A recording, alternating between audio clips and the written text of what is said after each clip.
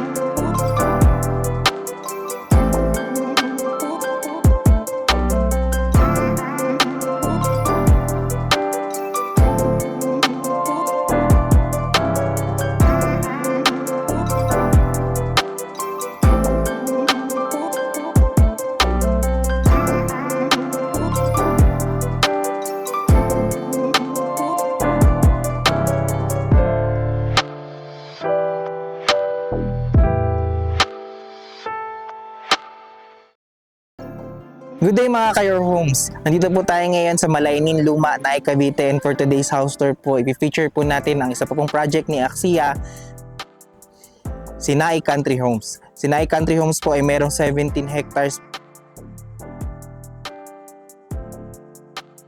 At the same time po, meron po tayo mga model unit dito ng Linea, ng Adeline, ng Tangerine at Carnation. For today's house tour po, nakikita nyo po sa likod ko, ang i-feature po natin for this video ay si Jasmine po natin. Si Jasmine po natin ay meron pong single attached, may townhouse po siya at may townhouse na end unit. Pero bago po natin simulan ang ating house tour na ito, first, please make sure to subscribe sa aming YouTube channel and i-click nyo na rin po yung notification bell para whenever na mag-upload po kami ng panibagong mga YouTube house tour, maging updated po kayo dito at kayo po yung mga unang makakakita. Kami rin po ay nasa Facebook, so please click like and follow para maging updated kayo sa aming mga postings at mga updates namin ng mga projects. Again, ako po si Carlo Felices together with my wife sa likod po ng camera, and welcome po kayo to another Your Homes house tour.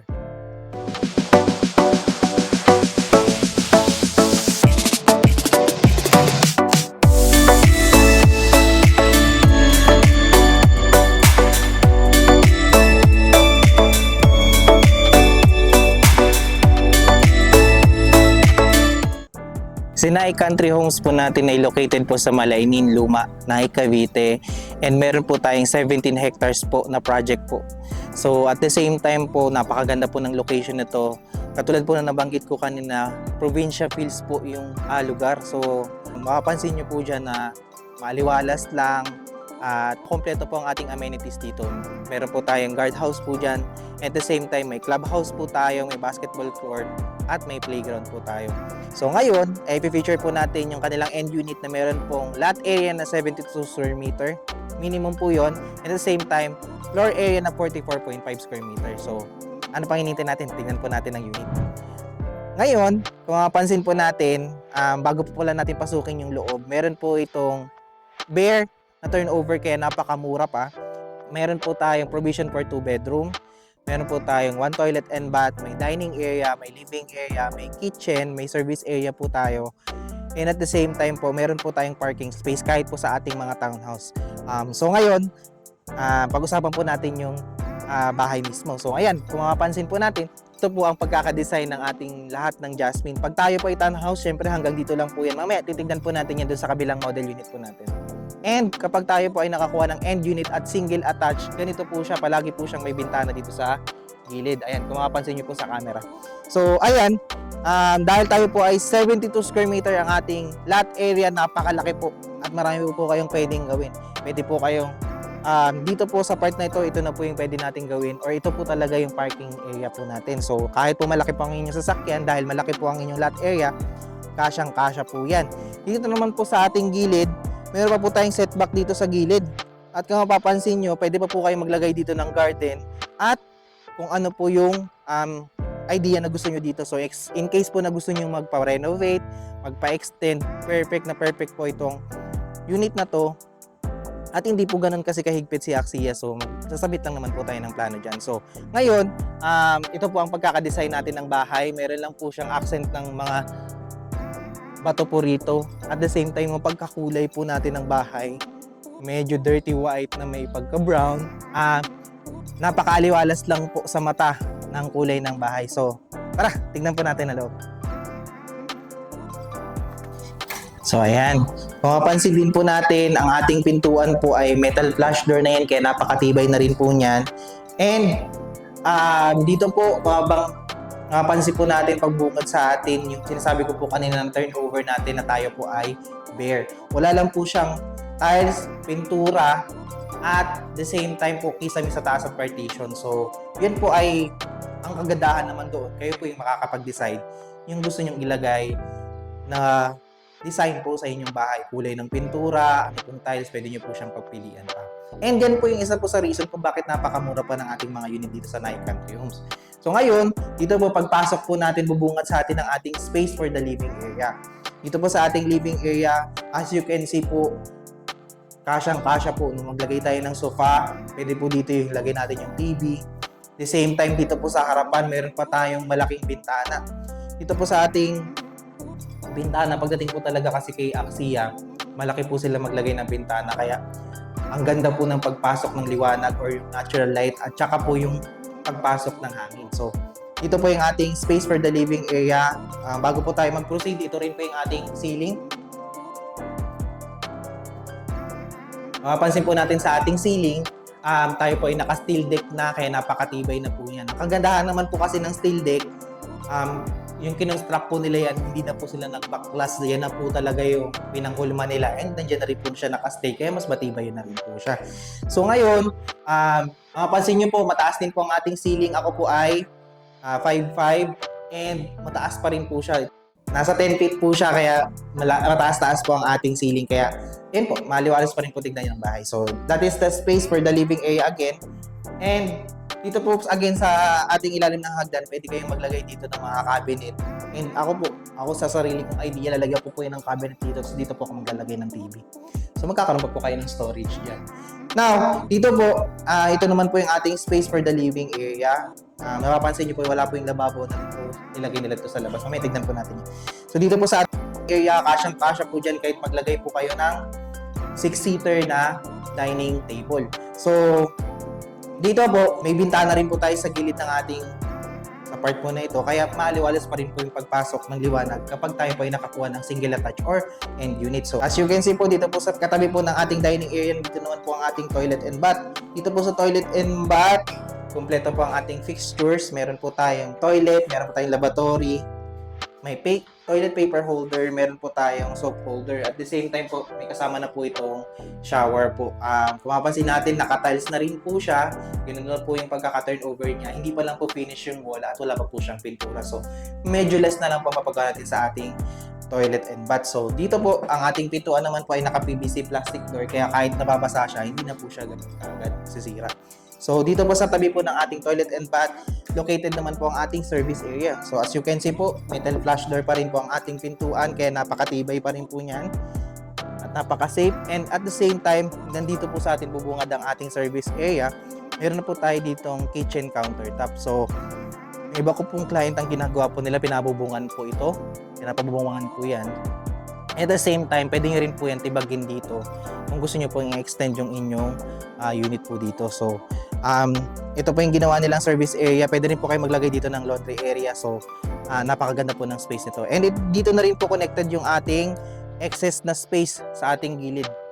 Kung ang makuha nating mga unit ay end unit. So, nakita po natin yung kanilang ground floor. Tignan po natin ang second floor. Pero bago po tayo umakyat, as you can see po dito, mayroon po tayong 4 na steps na concrete dyan, and naka-tubular na po yung ating hagdanan.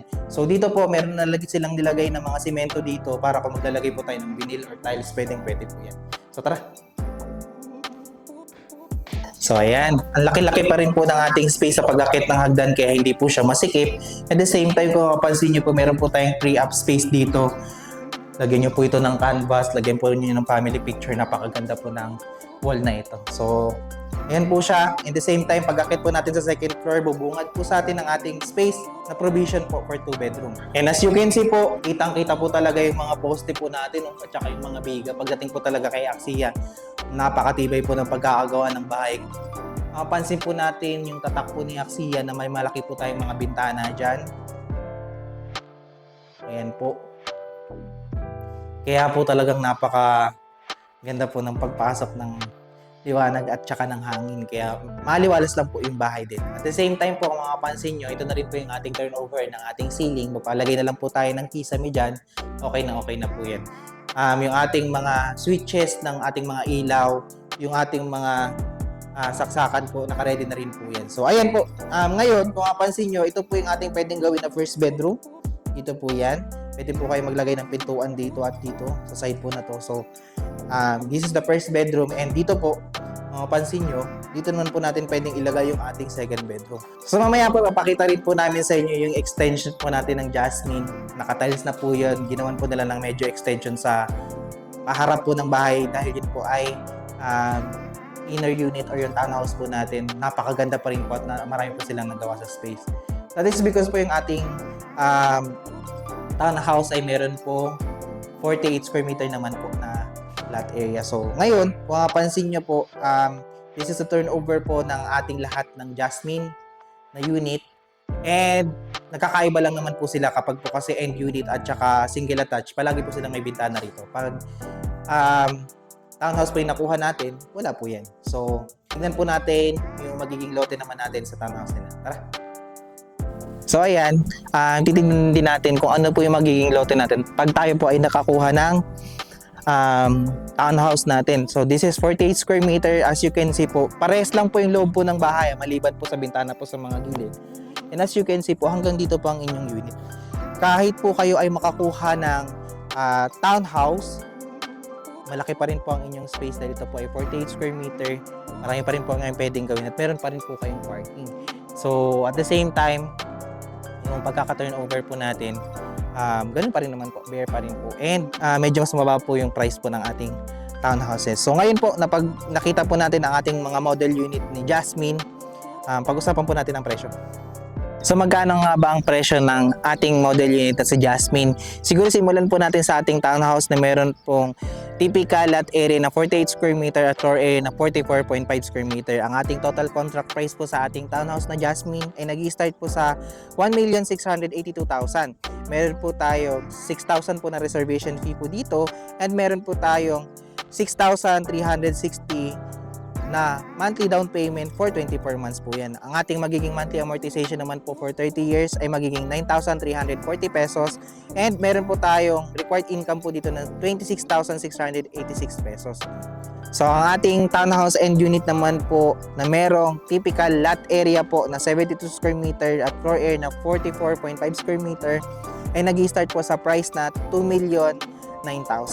Meron po tayong reservation fee naman po dito na 7,500, and meron po tayong monthly down payment po na 8,232 pesos for 28 months naman po yan. Ang ating monthly amortization po kay Pag-ibig for 30 years po ay 10,904 pesos. Meron po tayong required income po dito sa end unit po natin na 31,155 pesos. Sa ating single attached naman po na merong typical lot area na 78 square meter at floor area na 44.5 square meter pa rin. Almost parehas lang naman po ang kanilang mga floor area. Yung mga lot area lang po ang nagkakaiba. So sa single attached po natin, medyo mas malaki po siya. Nag-i-start po tayo sa price po natin na 2,073,000. Meron po tayong reservation fee na 8,500, at meron po tayong monthly down payment po for 27 months na 8,203 pesos, at meron po tayong monthly amortization kay Pag-ibig po for 30 years na 11,347 pesos. Meron po tayong required income po dito kay single attached po natin na 32,421 pesos. In case po na hindi po kayo pasok sa required income, pwede naman po dito ang co-borrower, and pag-usapan po natin yan sa mga inquiry po ninyo. So in case po na meron kayong katanungan at gusto nyo po ng further information regarding po this unit, you can contact us sa mga number po na makikita nyo sa screen. At the same time, nandyan din po yung aming Facebook page. Kaya kung kayo po ay naghahanap ng napaka-affordable na bahay, located sa Naik, Cavite, merong probinsya feels kaya napakaganda ng community at maaliwalas lamang po at ang lugar. Napakamura pa dahil ito po ay pre-selling pa. I-check nyo na po ito. Kung hindi pa po kayo nakasubscribe sa aming YouTube channel, please like, share, and subscribe na rin po para maging updated kayo sa aming mga bagong i-feature na bahay na kagaya po nito.